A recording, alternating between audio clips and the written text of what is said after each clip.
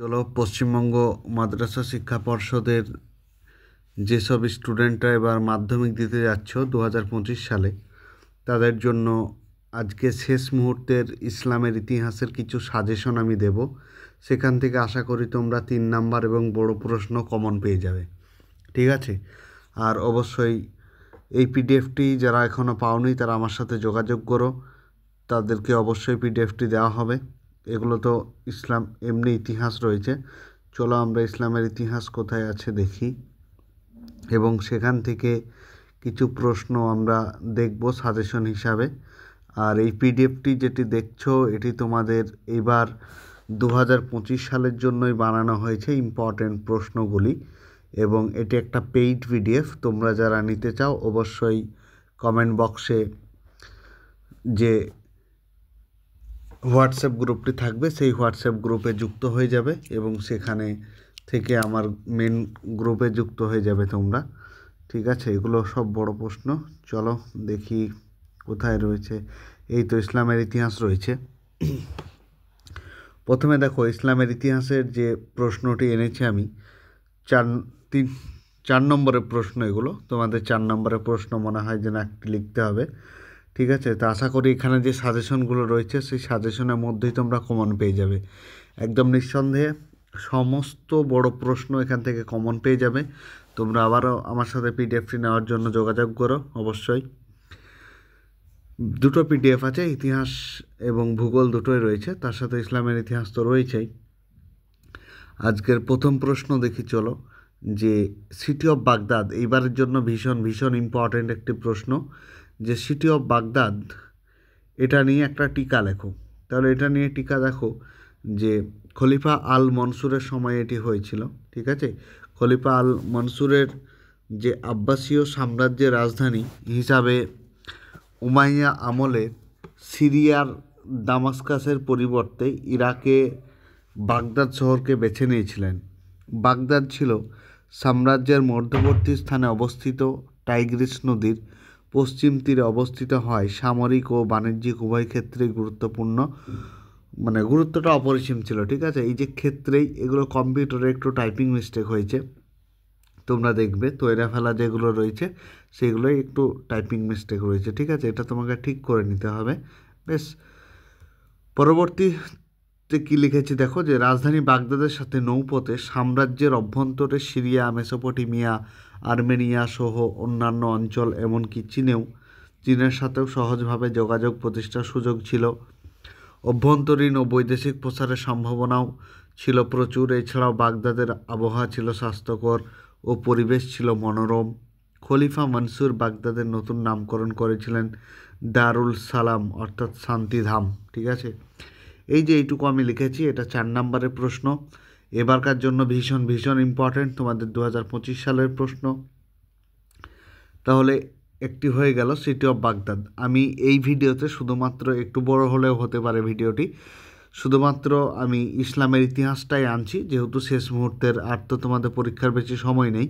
2025 সালের যারা পরীক্ষা দেবে ভিডিওটি ভালোভাবে দেখবে এবং তোমরা অবশ্যই চাইলে খাতায়, এখন তো খাতায় লেখা সম্ভব হবে না, সেই মুহূর্তে অবশ্যই পিডিএফটি তোমরা কিনে নিয়ে পড়তে পারো।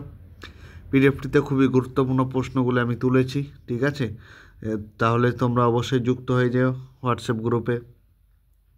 পরবর্তী একটি ভীষণ ইম্পর্টেন্ট প্রশ্ন, যেটা হচ্ছে ভারতবর্ষে ইসলামের যে প্রবেশ, সেই প্রবেশ সম্পর্কে আলোচনা করো। 4 নম্বরের প্রশ্ন, ভীষণ ইম্পর্টেন্ট, স্টার চিহ্ন দিয়ে রাখবে, যেগুলি এবার সাজেশন দেওয়া হচ্ছে। তোমরা পরীক্ষার শেষে অবশ্যই মিলিয়ে নেবে যে প্রশ্ন এসছে কি আসেনি। ঠিক আছে? আর অবশ্যই যারা নতুন চ্যানেলটিতে স্টাডি উইথ আজারুল চ্যানেলটি তোমরা সাবস্ক্রাইব করো, পাশে থেকো এবং বন্ধুদের সাথে বেশি বেশি শেয়ার করো। দেখো এখানে আমি ফ্রিতে দিইনি এমনও কথা নয়, আমি এখানে পিডিএফটি দেখিয়ে দিচ্ছি এবং পড়িয়েও দিচ্ছি। ঠিক আছে? তোমরা চাইলেই পিডিএফটি নিতে পারো, পারচেস করতে পারো। সেই জন্য অবশ্যই আমার হোয়াটসঅ্যাপ গ্রুপে সবাই যুক্ত হয়ে যেও।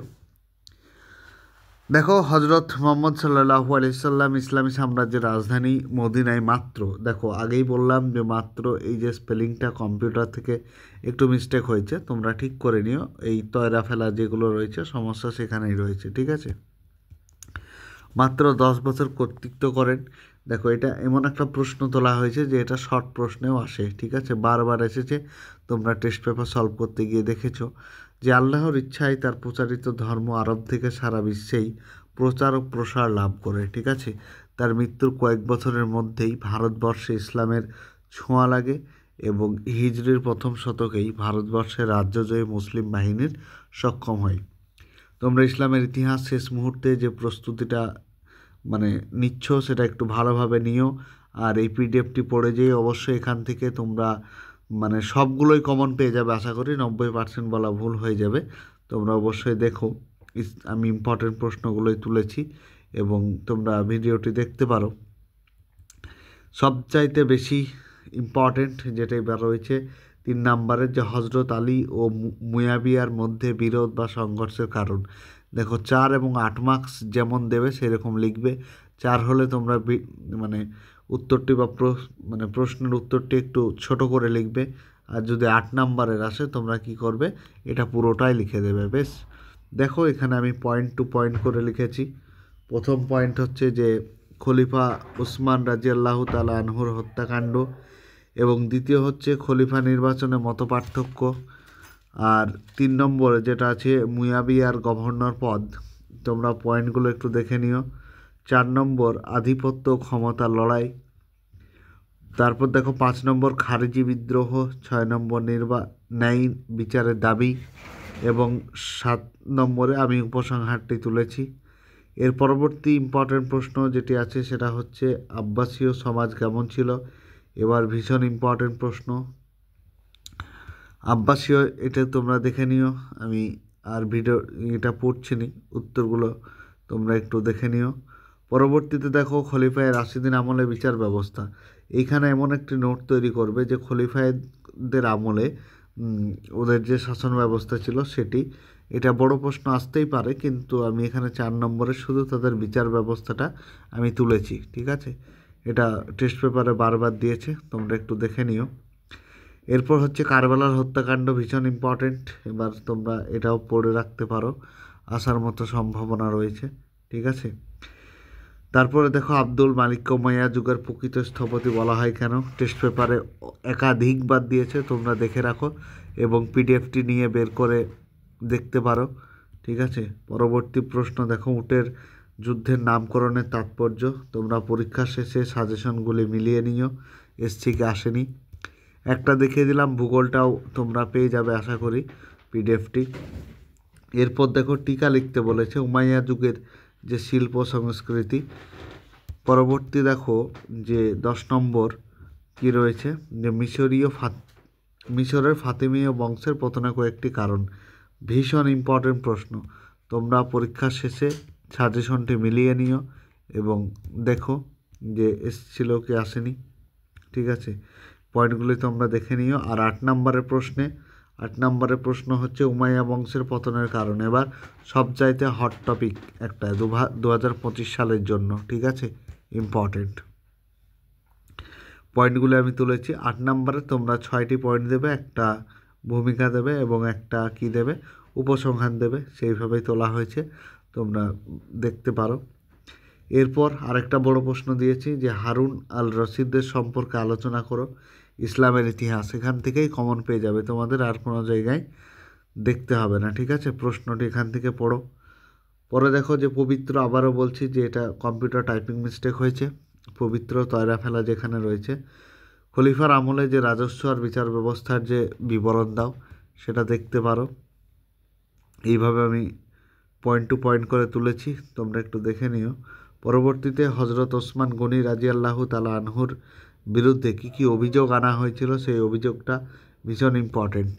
আমি 4টে প্রশ্ন দিয়েছি, 4টের মধ্যে তোমাদের 2টো চলে আসবে, তার মধ্যে কি একটি লিখতে হবে, ঠিক আছে, এমনকি 3টেই আসতে পারে, ঠিক আছে।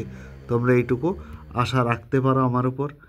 বা এরপর আছে দেখো 2 নম্বরের কিছু প্রশ্ন। এই প্রশ্নগুলি আজকে আমি আর এই ভিডিওতে দেখাচ্ছি না, কারণ 2 নম্বরের প্রশ্ন ইতিমধ্যেই আমি অনেকগুলোই করে রেখেছি। তোমরা পিডিএফটি পারচেস করতে পারো, যেগুলো হয়তো এই হোয়াটসঅ্যাপ গ্রুপে যুক্ত হয়ে যেও, যেখানে কমেন্টে হোয়াটসঅ্যাপ গ্রুপের লিঙ্ক পেয়ে যাবে তোমরা, ঠিক আছে। ধরো আজকে ভিডিওটি এই পর্যন্তই, যেটি দেখলে এর পরবর্তীতে আমি ভিডিও আনবো। তার আগে তোমরা অবশ্যই জানিও ভিডিওটি কেমন লাগলো। আর 4 নম্বর 8 নম্বরের এই হচ্ছে শেষ মুহূর্তের প্রস্তুতি। এর বাইরে তোমাদের আর প্রশ্ন দেখতে হবে না, এখান থেকে আশা করি কমন পেয়ে যাবে। তাহলে ভিডিওটি আজকে এই পর্যন্তই ইতি টানলাম।